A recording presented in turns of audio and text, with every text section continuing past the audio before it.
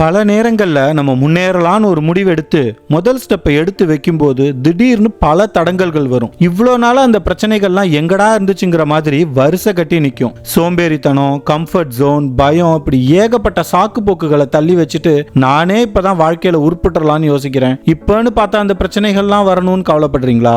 கவலையை விடுங்க. இந்த அழகான கதையை கேளுங்க.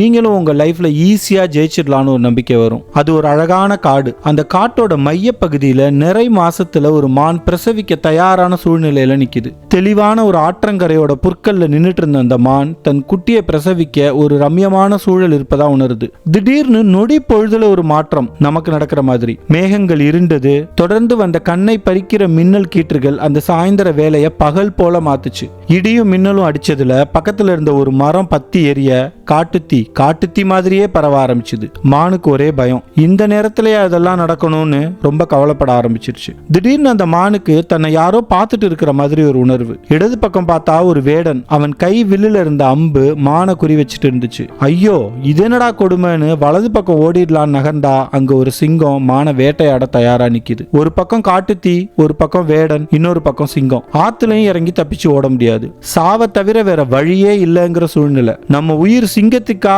வேடனுக்கா? இதுதான் இப்ப ஒரே கேள்வி. பிரசவ வலி வேற தாங்க முடியல. ஒரு நொடி கண்களை மூடின அந்த மான் ஒரு முடிவு எடுக்குது. என்ன ஆனாலும் பரவாயில்ல, என் குழந்தையை பெத்தெடுக்கிறது தான் என்னுடைய இப்போதைய கடமை. கண்களை இருக்க மூடி முழு கவனத்தையும் பிரசவிக்கிறதுல செலுத்துது அந்த அம்மா மான். மறுபடியும் ஒரு எதிர்பார்க்கப்படாத ஆச்சரியம். பெரிய வெளிச்சத்தோட ஒரு மின்னல் மரத்துக்கு கீழே நின்ன வேடனை தாக்கி அவன் பார்வை பறி போகுது. அந்த தாக்குதல்ல அவன் கையில இருந்த அம்பு குறி தவறி சிங்கத்தோட கழுத்துல பாயுது. படபடன்னு பூமிக்கு வந்த மழை காட்டு தீய அணைக்குது. அந்த புள்ளிமான் தன்னோட அழகான குட்டியை பெத்தெடுக்குது. நம்ம பர்சனல் லைஃப்லயோ இல்ல கரியர்லயோ சில நேரங்கள்ல இந்த மாதிரி அசாதாரண சூழல்கள் நம்மளை நோக்கி வரும். பர்சனல் ப்ராப்ளம்ஸ், வேலையில ஸ்ட்ரெஸ், பினான்சியல் கிரைசிஸ், இந்த மாதிரி நிறைய நெருக்கடிகள் இருக்கும். இதெல்லாம் பல நேரங்கள்ல நம்மளால கண்ட்ரோல் பண்ண முடியாத சூழ்நிலைகள். இந்த மாதிரி நேரத்துல நம்ம செய்ய வேண்டியது ஒன்னே ஒண்ணுதான். நம்ம கண்ட்ரோல்ல இருக்கிற விஷயங்கள்ல கவனம் செலுத்துறது, கடமையை சரியா செய்யறது, அறம் சார்ந்த வாழ்க்கையை வாழ்றது. அந்த மான் மாதிரி முழு கவனத்தையும் இதுல செலுத்திட்டா போதும். மிராக்கிள்ஸ் பண்ற வேலையை